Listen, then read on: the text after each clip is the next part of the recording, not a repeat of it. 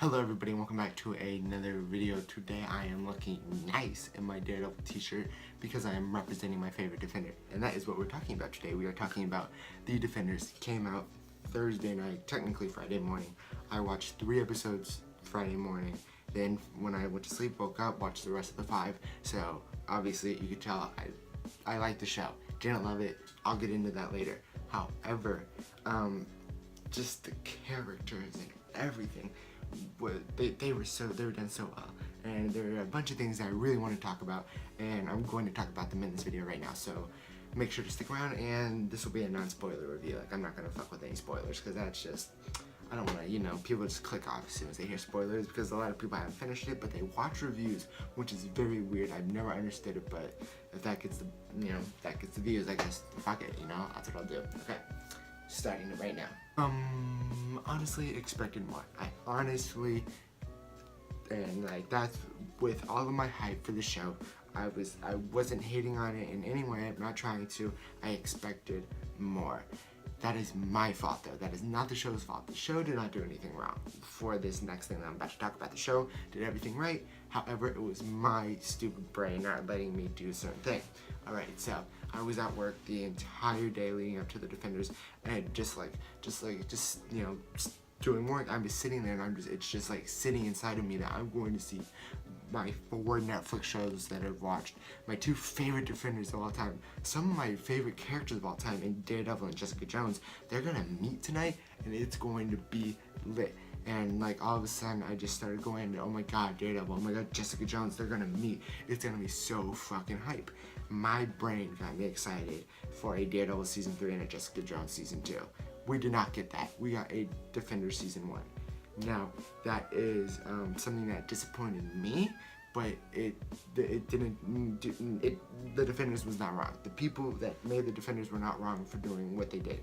The show was good as the Defenders. I was just expecting Daredevil season 3 and Jessica Jones season 2. And I'm kind of pissy and kind of salty that I didn't get it, but I got great characters and I got a good Defenders TV show, which is all I can ask for. Okay, so Daredevil and Jessica Jones, they are my favorite Defenders by far. Daredevil's number 1, and then Jessica Jones is just like right there. And then a little bit down the street, we have Luke Cage and Iron Fist just sitting there.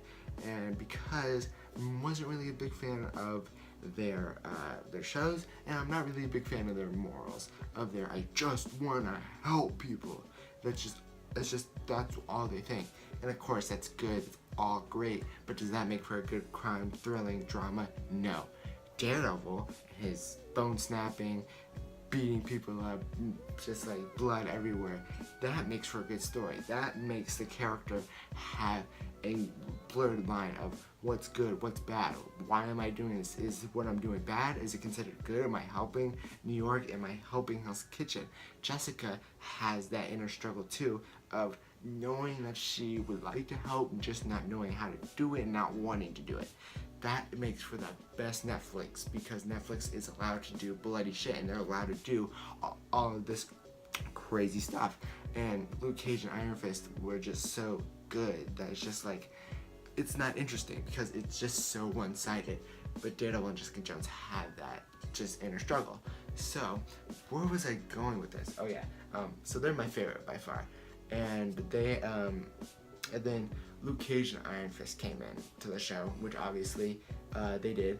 And then Daredevil and Jessica Jones met Iron Fist and Luke Cage, and they all kind of, converged. Of course, it's the Defenders. That's what we knew was gonna happen. It was good. That's all I could really say. Iron Fist wasn't as annoying as he was in his solo series, because of how the characters played off of each other, how Jessica set Iron Fist straight, how Daredevil squared up to Luke and Danny, and how they just questioned each other, and it was a bunch of that struggle, and it was a bunch of that, and that's, of course, it's gonna happen when you have these 4 heavy hitters inside one room that all kind of want to do. What the fuck was that? Fucking bird being killed. Anyway, it's just one thing that happened. What am I even saying? That bird just fucking caught me off guard. So all of these people, they get in the room, and it's just like a huge thing of the Luke not believing, Danny wanting everybody to know that he punched a dragon in the heart, Jessica not wanting any part of it, Daredevil just kind of like, we need to do it, but I don't really want to, bunch of that. And that is what made the characters not so intolerable. And like Luke Cage and Iron Fist, those series were just kind of But you can go watch my review for Iron Fist. It's like 20 minutes long. It was such a big rant, but you can go watch it somewhere on the channel. And this made them more tolerable. And then it was just so good. The actors did such a good job. They have such good chemistry. They did it perfectly. The characters were done perfectly. And then we move on to like the next big part of a TV show. We have characters, but then we have story. Now the story is only as good as its villain. Now the villain, I didn't like, and I'm going to flat out say it. I didn't like it. I didn't enjoy it. There's nothing wrong with my opinion. There's nothing wrong with yours. So I did not like the villain. I believe that maybe the 8 episodes kind of put a damper on that, and we didn't have enough time to develop that character. And then because the regular series are 13, it's just like maybe 8 episodes was a little bit rushed for the villain. Now in Daredevil we had Wilson Fisk, and we had him and his girlfriend, which was like so cool to just, like, you never expect Wilson Fisk to like actually care about somebody, and they made her more important to him than any crime lord, money, houses, whatever.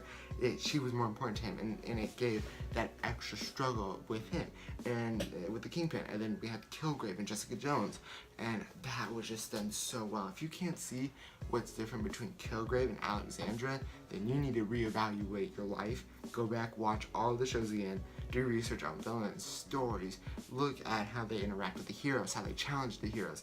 And I'm not trying to sound like a movie buff or anything, it's just something that I just feel, I notice, you know? Especially like when the characters and the villains, they meet up and they fight and they do a bunch of stuff, it doesn't mean as much as it would if they had a bigger connection to the villain, as, you know, more of an emotional stakes in it. Anyway, Alexandra, like all she did was run the hand, and it was like all she did was like fuck with Elektra. So obviously I'm just like not there for her. I am not here for any of that. Elektra deserved to rest in peace, and we all knew she was coming back. So it was a bunch of shit that Alexandra, it just didn't seem like it worked. I don't know. I think that the hand might be overplayed a little bit because they've been the villain literally in every single fucking show. Every single show, they've been the villain every season in some way. So, but that's kind of okay, I guess. But the MCU did it to where each, well, I guess they did it too. But like the MCU kind of did it in a way where Thanos was a building threat while they had to deal with single villains in their movies. The Winter Soldier, even though Bucky's not a villain, don't put that on me. Just like Whiplash, and that's the first one that came to my head, I don't know. But just like they had that, then Thanos is the building threat that leads to Avengers Infinity War. Anyway, I feel like the hand was kind of overplayed maybe, and I was kind of done with it. But I feel like they could have done better with the villain, and I feel like it would have been a lot better if we had a good villain. And that's pretty much it for the villain. Now, like, I didn't hate anybody in this series as I did with Luke Cage, and I kind of did with Iron Fist. Oh no, it was with Iron Fist, and it was kind of Luke Cage. Iron Fist, I fucking hated Claire. They wrote her so weirdly, and it was very strange, and nobody seemed to realize how weird she was acting, but it was like very odd, and I was like every time she came on, just like no. So I like that was not in the Defenders. I felt like there were so many characters, like literally everybody. We had Trish from Jessica Jones and Malcolm, and then we had Foggy and Karen, then we had, you know, Luke, Misty, and then we had Colleen, and they just like, you know, they converged. I feel like that gave us enough leeway to play with different characters and not just stay on these characters that I didn't like. So that was a good thing. So I didn't feel hate for characters like I did in the past shows. Never felt it in Jessica Jones or Daredevil. Just putting that out there. So I think that to wrap it up, I think the story was, what was the story? It was kind of, it was okay.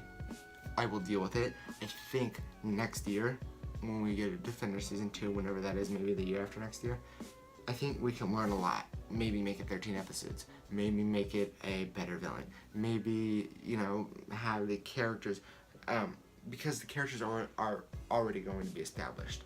In this series, we had to get out of the way, of course, Luke not believing in Iron Fist. We had to get Jessica Jones not wanting to be there.